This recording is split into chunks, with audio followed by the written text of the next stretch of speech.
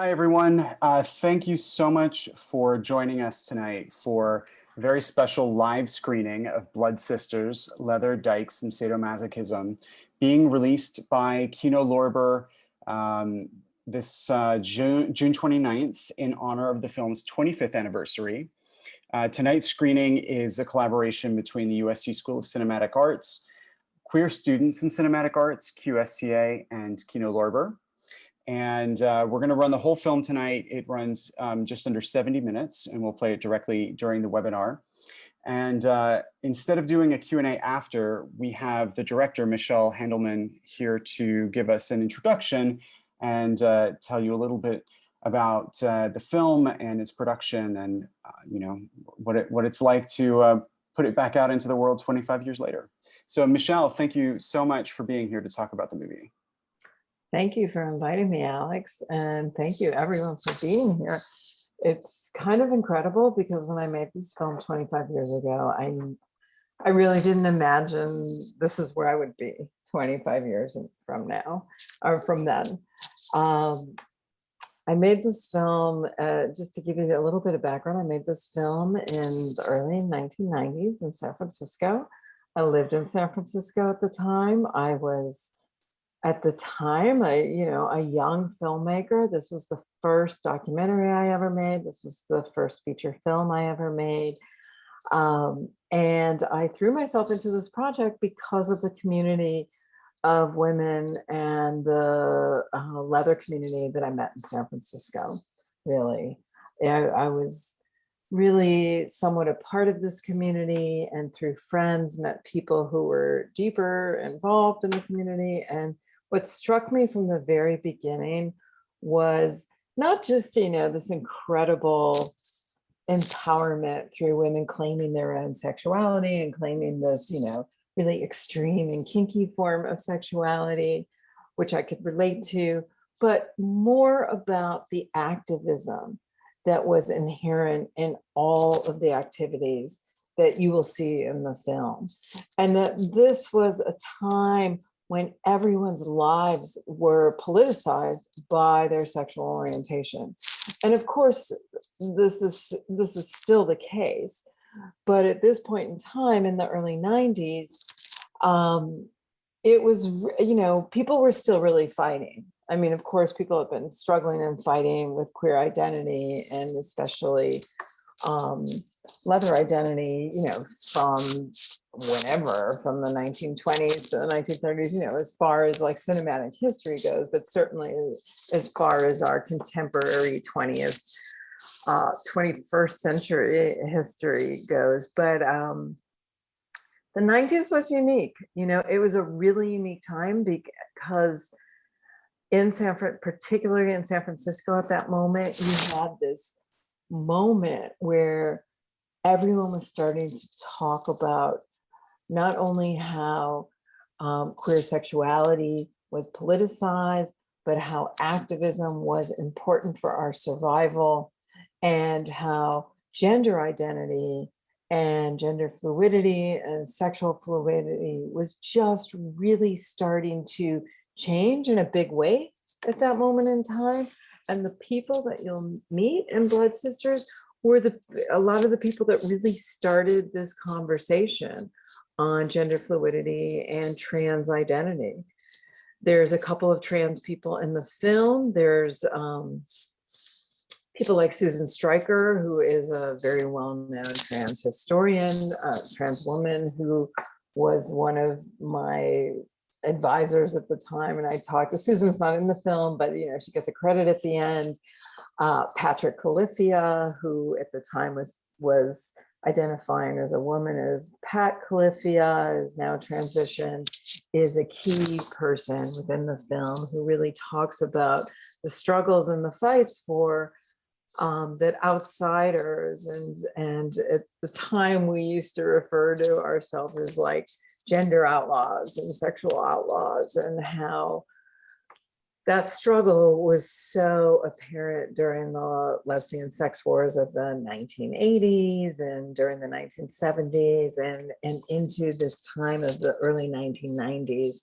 And all of the current conversations that we're having like now about gender fluidity and sexuality and trans identity in particular really started, I would say, in a big way with these people in San Francisco during the early 90s. Judith Butler, for instance, who is a renowned academic who wrote the book on the performance, wrote about the performance of gender. She was in San Francisco at the time. I spoke with her while I was making the film as well. And so I think in general, that's a lot of the reason why this film is receiving such a warm welcome now 25 years later, because people understand that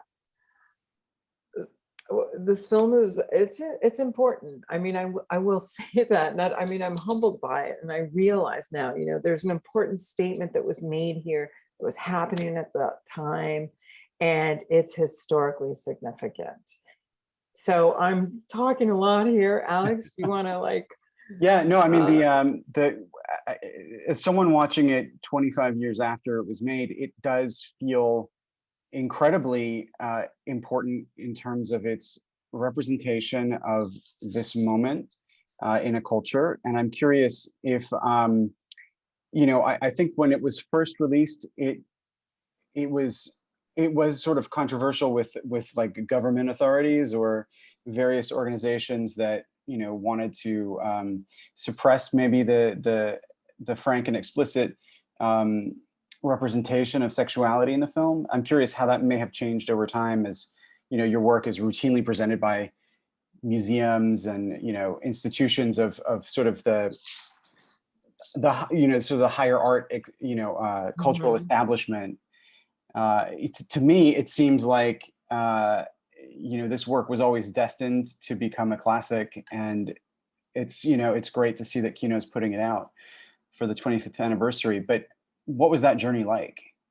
Well, it's really just so humbling and wonderful to hear you say that. I always wanted it to be this historical reference, to me making this film. I was just blown away by all these women. I thought, this is radical feminism. Mm. It's queer history, but it's radical feminism. And, people need to see this, like 20 years from now, 50 years from now.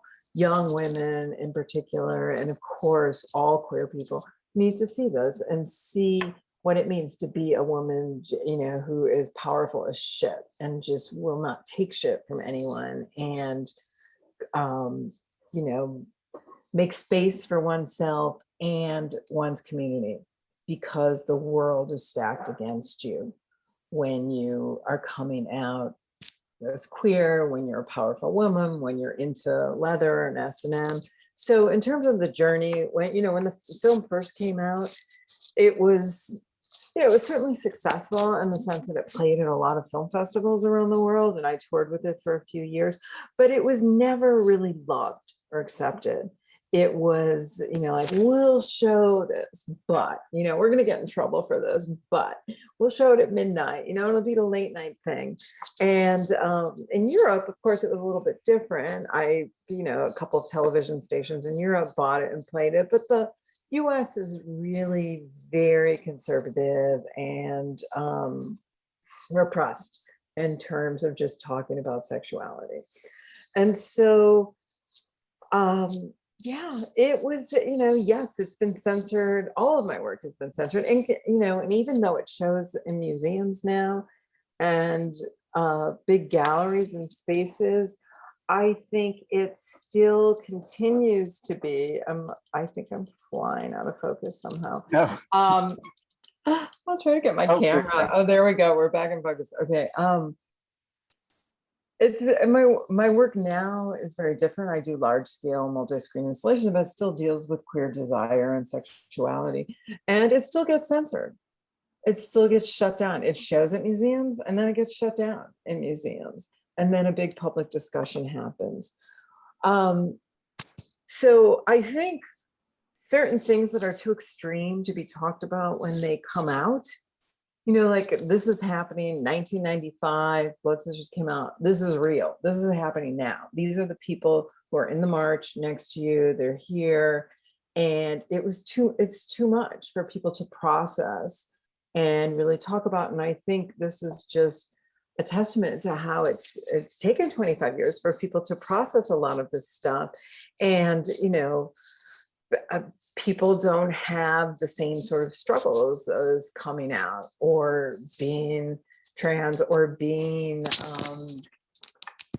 you know, whatever, or just being fluid in their identity and their sexuality. Certainly it's not easy still, but it's a lot easier than it was 25 years ago, 40 years ago, 50 years ago. So progress gets made. And I think the fact that the people that have really brought this film back now are people in their 20s. They're the ones that have been reaching out and saying, we want to screen this. We want to see this film. And they're the ones who are writing me saying, wow, I feel like I've, you know, met my old kinky queer auntie that I knew existed out there, but I've never seen her. And now I see her. There she is on screen. And I know this is a part of my history that's been missing. And, you know, I think S&M it's a scary thing. It is scary. And in fact, Queen Cougar says it in the film. Sure, a lot of people are freaked out by it. And it's scary, but, you know, and that's part of the attraction, of course. But to say people don't have the right to do this, or to say you shouldn't march in my parade is, which is what's happening now. And it's happened throughout the past. Actually, when I was shooting Blood Sisters, when we went to the March on Washington in 1993, we were getting shit from the organizers of the march who did not want the leather contingent to march, actually, and they were just keeping us on the sidelines. And you'll see this great scene in the film. It's one of my favorite scenes and one of the most exciting things of shooting this film. When we were in DC, Tala Brandeis, who is a trans woman, she just, at one point we were just like, fuck it, we're going, you know, and she just takes up this 25-foot bullet and starts cracking it, and everyone moves. Yeah. You know, and then we start marching. I didn't realize that was such an impromptu moment within the parade. It really was. I mean, and not, you know, it's not like we were thrilled about that. It was very awkward. It was very disconcerting and disappointing that we were not being supported. And, you know, the real question here is, you know, or the real thing to think about is know your history. What is your history? If we're going to specifically talk about pride right now, and the fact that the kink community is consistently being called out as being too freaky, too queer, too over the top, and, you know, it makes it, we shouldn't have children looking at this, or it makes it difficult for us more conservative, I shouldn't say us because I'm not including myself, but for more conservative gay people who want to assimilate into straight culture in some way. They don't want those, you know, kinky, weird leather people with all their spikes and flash hanging out. But the reality is kink pride wouldn't exist without the kink community. I mean, we all know this, but we don't really know this, right? The history of pride is based on the Stonewall riots, and Stonewall happened because of police invading the Stonewall Inn, which was full of trans people and leather people. And it were those people that came out the next day and marched, and the following year organized the first Pride Parade in New York City. So it was, the first Pride Parade was organized by trans people and the kink community. So, or people from the kink community. I wouldn't say the whole community, but and it's because, you know, we were the outsiders within the outsiders, the outcasts within the gay community. So we know how to fight, we know how to organize, and have been doing it since day one. And quite honestly, I think, everyone owes the kink community a big thank you for all of that. I will say that. Well, I hope that the re-release of the film reminds people of that component of Pride history, because it's true that as Pride has become so successful and ubiquitous throughout the United States, throughout the world, really, that there is sort of this return to pushing certain groups to the side, who were most likely the chief people who sort of deserve the gratitude of everyone for pushing forward at a time when it was dangerous to do so, and being brave enough to put themselves out there to be filmed for posterity as well. So yeah, it's like gentrification, really. There's always, when things become really popular, and certainly when corporations become involved and everything gets more mainstream, whomever is considered to be on the fringes or more extreme has to be erased by the mainstream culture. That's how mainstream co-ops all of this. And I think one of the things you'll keep seeing in the film, which I think is really important, is just understanding that you can never rest. You always have to push back.